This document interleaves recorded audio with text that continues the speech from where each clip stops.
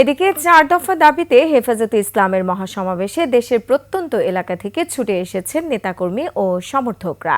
ইসলাম বিরোধী কোনো আইন দিয়ে সরকার চলতে পারবে না। হাসিনা যে ভুল করেছে, একই ভুল যদি ইউনূস সরকার করে তাহলে ভয়াবহ পরিণতি হবে বলে হুঁশিয়ারি দেন তারা। আব্দুর রাজ্জাকের ক্যামেরায় মানিক শিকদারের রিপোর্ট। সোহরাওয়ার্দী উদ্যানের সবুজ ছাপিয়ে সাদা পোশাকে জনতার ঢল। সকাল 9টায় আনুষ্ঠানিক সমাবেশ শুরু হলেও ভোর থেকে দেশের বিভিন্ন প্রান্ত থেকে হেফাজতে ইসলামের লাখো নেতাকর্মী সমবেত হন। শান্তিপূর্ণ একটি এই সোহরাওয়ার্দী উদ্যানে একটি গণসমাবেশ আমরা যোগদান করেছি। ইসলাম বিরোধী কাজ আমরা করতে দিব না।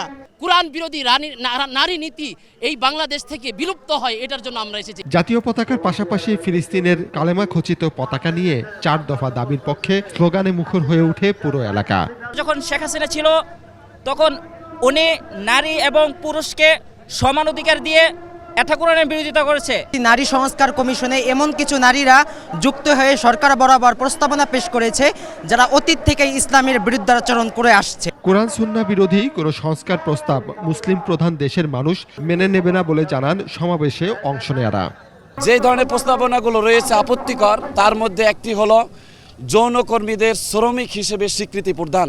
এই বাংলাদেশে ইসলাম বিরোধী কোনো কার্যকলাপ করতে দেওয়া হবে না। ইসলামী আইন বিরোধী সম্পদ বন্টনের সুপারিশের বিরুদ্ধে গর্জে উঠে হেফাজতে ইসলামের সমর্থকরা। যদি আমাদের কথাগুলো দেশের সরকার যদি না মানে তাহলে কিন্তু পরিস্থিতি আরো অনেক খারাপের দিকে যাবে। ফ্যাসিস্ট সরকারের কি পতন হয়েছে, এর চেয়ে বড় পতন হবে ইউনূস সরকার। পালিয়ে যাওয়ার রাস্তা খুঁজো। এই নারী সংস্কার কারণে সেই জনগণে আপনাকে ক্ষমতা থেকে নামাতে বাধ্য করবে। জনগোষ্ঠীর দাবিকে আপনি উপেক্ষা করতে পারবেন না। সানবিট সব দিবে সামাল।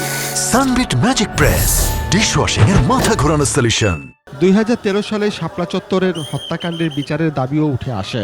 শাপলা চত্বরে ছিলাম, আমি রক্ত দিয়েছি, আমার ভাই অনেক শহীদ হয়েছে। 5 মে 13 সনের মধ্যে যেরকম ঝাঁপিয়ে পড়েছিলাম, আজও সে নির্দেশে অপেক্ষায় আছে। যারা হত্যা করেছেন তা হত্যার বিচার এবং সাথে সাথে ইসলামী আইন মোতাবেক যাতে এদেশের মানুষ চলতে পারে।